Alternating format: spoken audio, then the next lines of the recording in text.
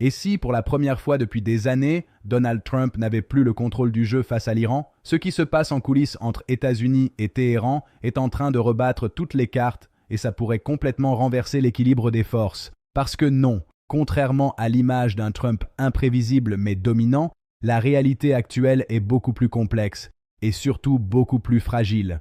Pour comprendre pourquoi l'équilibre est en train de basculer, il faut aller droit au point. La stratégie américaine n'a pas produit les effets attendus. Quand Donald Trump lance sa politique de pression maximale, l'objectif est clair: asphyxier l'Iran économiquement pour le forcer à céder, notamment sur son programme nucléaire. Les sanctions tombent en cascade. Le pétrole iranien est ciblé. Les banques sont isolées du système international et les entreprises étrangères sont dissuadées de commercer avec Téhéran. Sur le papier, c'est une stratégie redoutable.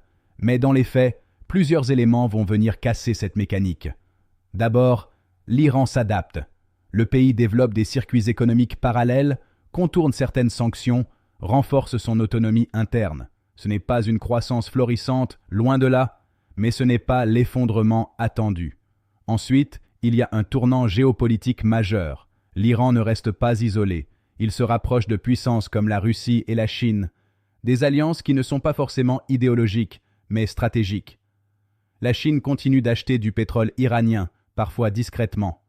La Russie coopère sur plusieurs dossiers sensibles, notamment militaires et énergétiques. Résultat, l'Iran respire encore, et pendant ce temps, un autre élément fragilise la position américaine, la crédibilité. Quand les États-Unis se retirent de l'accord nucléaire de 2015, le Joint Comprehensive Plan of Action, ils envoient un signal fort, mais ambigu. D'un côté, ils montrent leur fermeté. De l'autre, ils créent un doute chez leurs alliés et partenaires.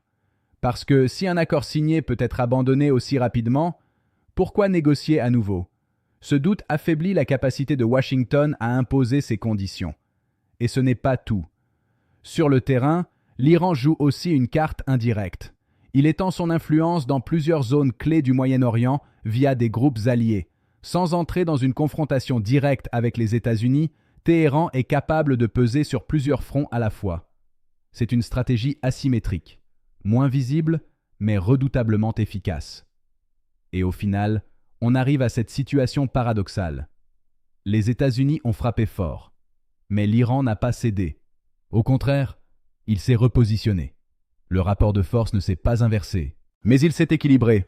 Et dans une confrontation géopolitique, cet équilibre change absolument tout.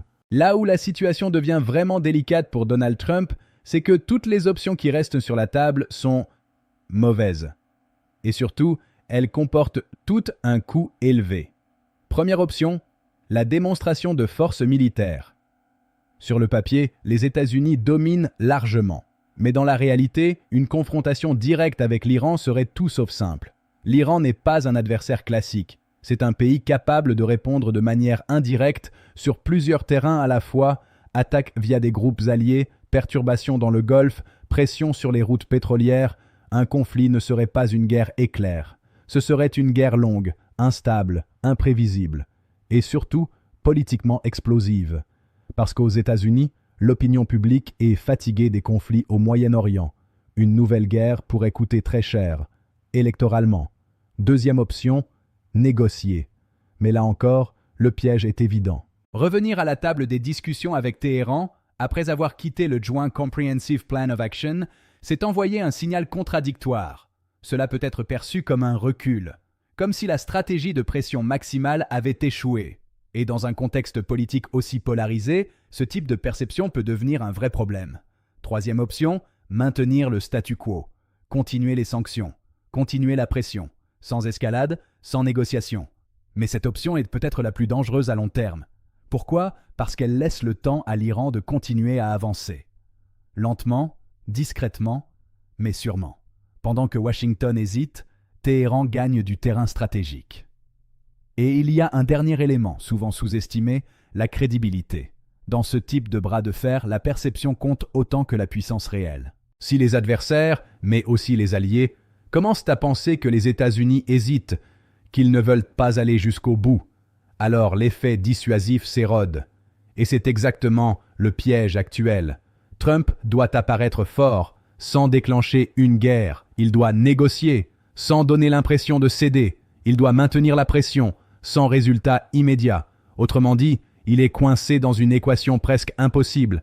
Et dans ce genre de situation, ce n'est pas forcément celui qui a le plus de puissance qui l'emporte, c'est celui qui a le moins de contraintes. Ce qui est en train de se jouer ici est beaucoup plus subtil qu'un simple rapport de force militaire, parce que pendant que Donald Trump est contraint par des limites politiques, diplomatiques et stratégiques, l'Iran, lui, avance avec une logique totalement différente, une logique de patience.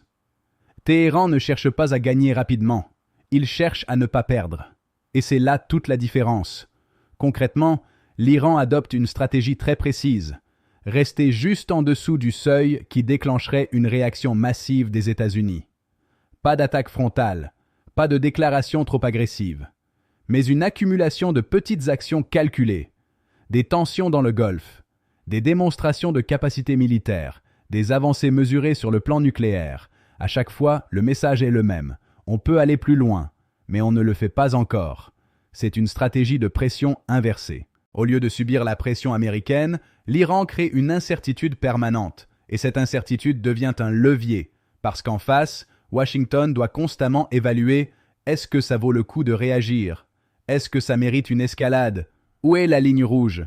Et plus cette ligne devient floue, plus l'Iran gagne en liberté d'action. Mais ce n'est pas tout.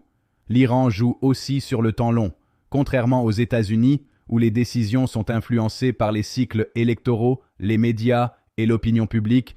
Le pouvoir iranien peut se permettre d'attendre, attendre que le contexte change, attendre qu'une nouvelle administration arrive, attendre que les priorités américaines se déplacent ailleurs. C'est une guerre d'endurance. Et dans ce type de conflit, la question n'est pas qui frappe le plus fort, mais qui tient le plus longtemps sans craquer. Autre point clé, la multiplication des leviers indirects. L'Iran n'agit pas seul, ni toujours directement. Il s'appuie sur des réseaux, des alliés, des zones d'influence, qui lui permettent de peser sans s'exposer frontalement. Résultat, il devient extrêmement difficile à neutraliser. Et pendant ce temps, l'image de puissance américaine se fragilise. Pas parce que les États-Unis sont faibles, mais parce qu'ils sont contraints. Chaque non-réaction est interprétée, chaque hésitation est analysée, chaque limite devient visible. Et c'est là que le basculement s'opère. Parce qu'à partir du moment où l'adversaire comprend jusqu'où vous êtes prêt à aller, il peut jouer avec ses limites. Aujourd'hui, l'Iran ne domine pas les États-Unis, mais il a compris quelque chose d'essentiel. Il n'a pas besoin de les battre. Il lui suffit de les enfermer dans leurs propres contraintes. Et dans ce jeu-là, pour la première fois, ce n'est plus Washington qui impose le rythme. Alors, est-ce que Donald Trump a réellement perdu la main face à l'Iran ? La réponse est plus nuancée. Et c'est justement ce qui rend la situation aussi dangereuse. Les États-Unis restent, de loin, la première puissance militaire mondiale. Leur capacité de frappe, leur influence économique, leur réseau d'alliances, tout ça n'a pas disparu.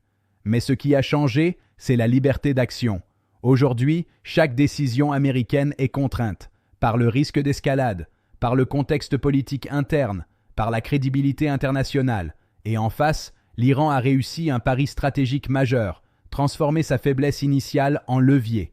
Téhéran ne cherche pas à rivaliser directement, il joue sur les marges, sur le temps, sur les zones grises, et ça fonctionne, parce que dans ce face-à-face, il n'y a plus de victoire rapide possible. On est entré dans une logique d'équilibre instable, un équilibre où personne ne peut vraiment gagner, mais où tout le monde peut perdre. Et c'est là que le vrai danger apparaît, parce que dans ce type de situation, les crises ne viennent pas toujours d'une décision calculée, mais d'une erreur, une mauvaise interprétation, une réaction disproportionnée, un incident mal maîtrisé.